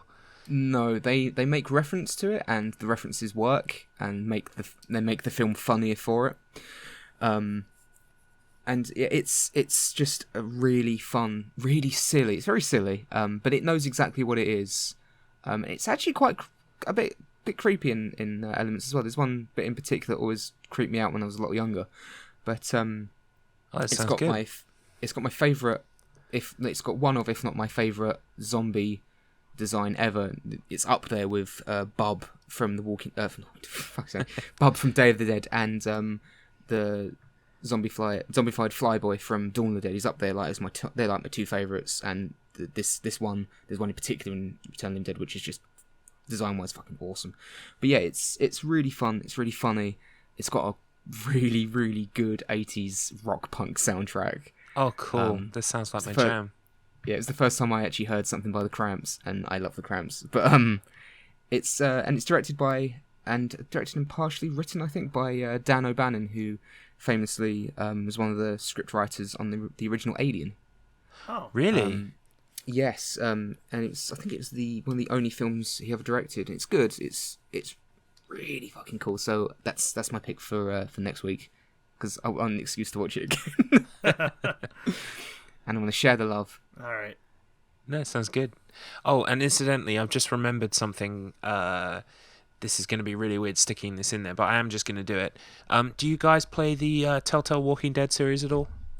No, I played the first season. I haven't played. Is it in the third season now? Yeah, the third season, the episode 3 came out, and I was just going to give it a one-liner. Yeah, it's good.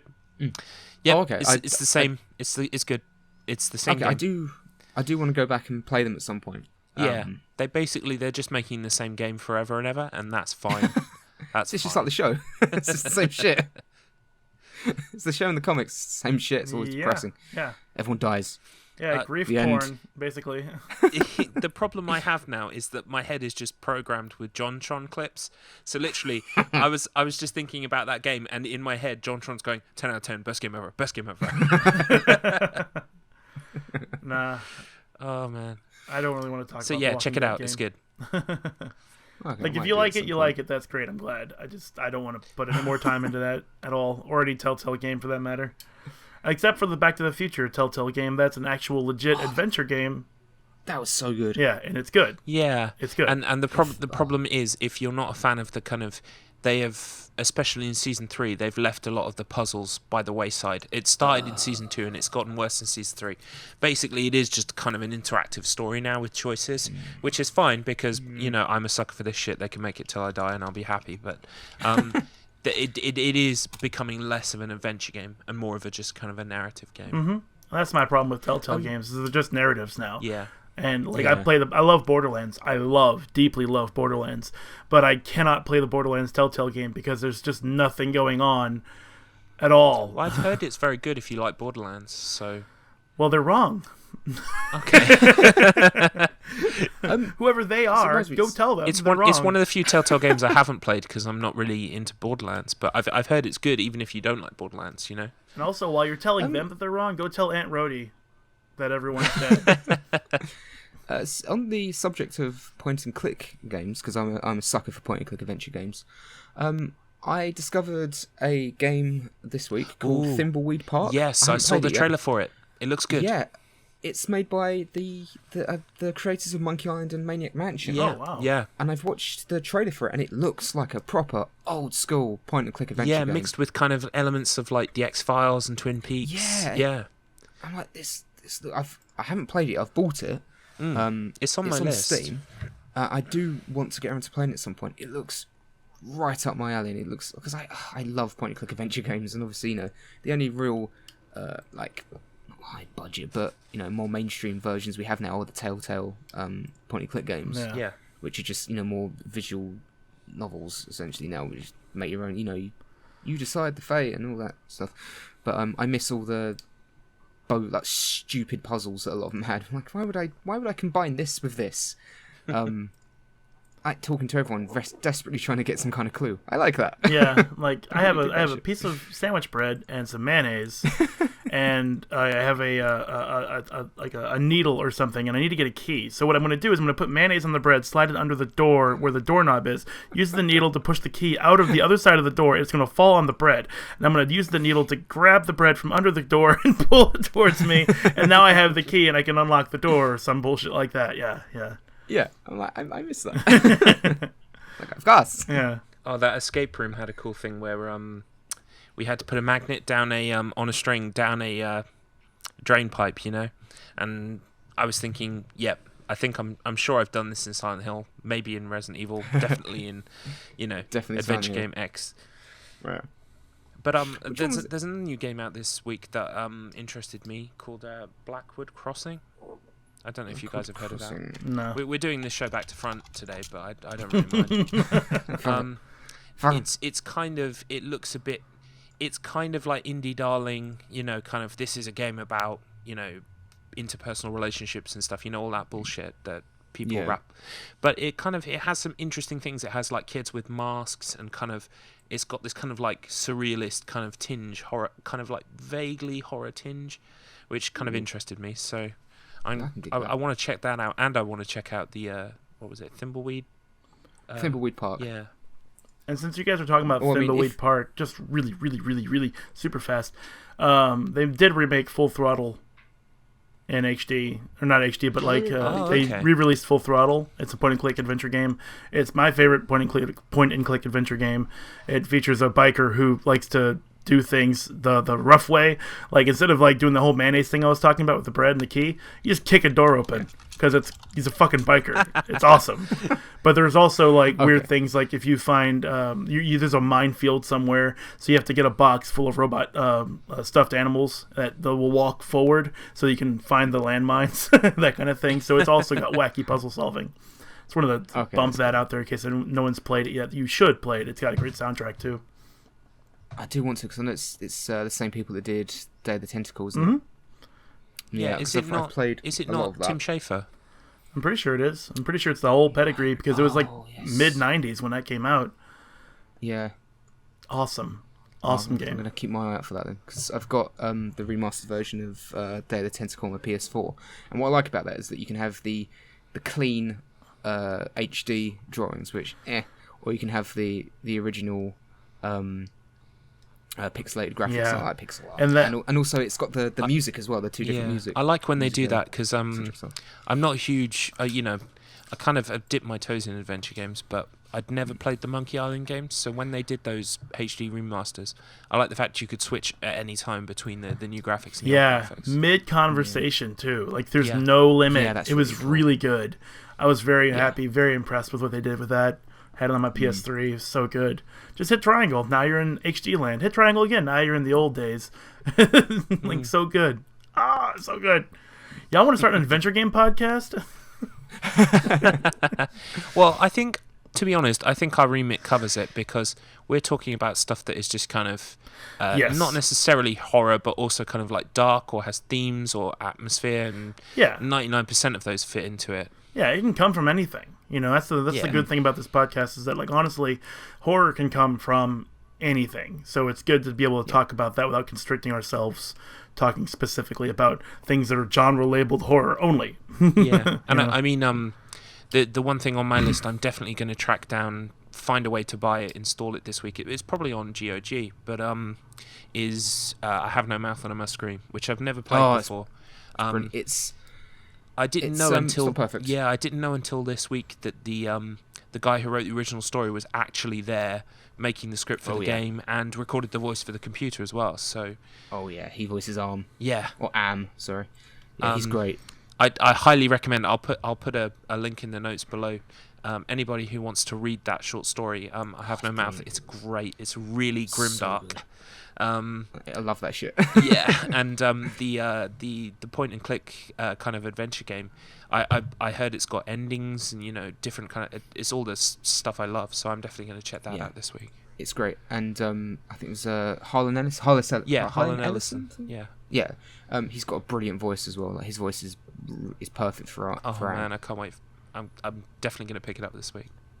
Yeah, it's really good. It's a good game. It's not perfect. It's got a lot of dead ends, which is weird for a point and click adventure game. But is it very kind of a 90s point and click game where the solutions are very obscure, or? Sort of. It's very surreal in places. Because I think the whole thing is that he's fucking with them. Yeah. But it's good because although there's dead ends, there's because of the way it plays, you can kind of go back, but you have to kind of reset things. But I can't really, go too much into it without giving stuff away. No, that's cool. And I don't want to because it's great. But I'm looking forward to starting that. Definitely. Really good. I love it. Alrighty. All right. Anything else? No, I think we've Seems about we're wrapped doing it the up. show back to front. Yeah. Yeah, I think.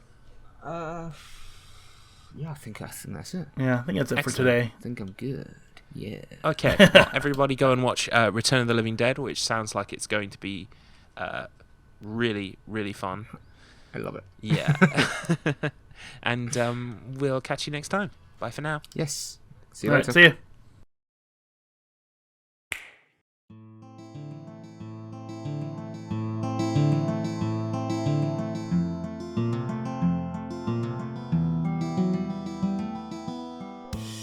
This episode of Spoilers of the Damned was hosted by Axton10_61, Madcus Finch, and Garlips.